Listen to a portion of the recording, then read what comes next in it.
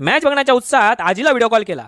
आजी, तू मला टीव्हीवर मॅच बघायला नाही दिलीस, पण बघ मी माझ्या ऑफिसमधल्या मित्रांबरोबर मॅच बघायला आलो, ते पण डायरेक्ट स्टेडियमवर. आजी बोलली, फालतुगिरी बंद कर, लवकर घरी ये, तुझा बापूस चिडलाय, बॅट घेऊन शोधतोय तुला मारायला. अरे देवा, आता माझा काय खरा नाही. घरी गेल्यावर बापूस चौकार षटकार मारून असाच मला सुधावणार. असो, इंडियन बॅट्समनने चौकार षटकार मारून ऑडियन्सची मनं जिंकली. आम्ही पण त्या उत्साहात ओरडून मॅचची मजा घेत होतो. इंडियाची बॅटिंग झाल्यावर ऑस्ट्रेलियाची पिवळी बदकं बॅट घेऊन मैदानात आली.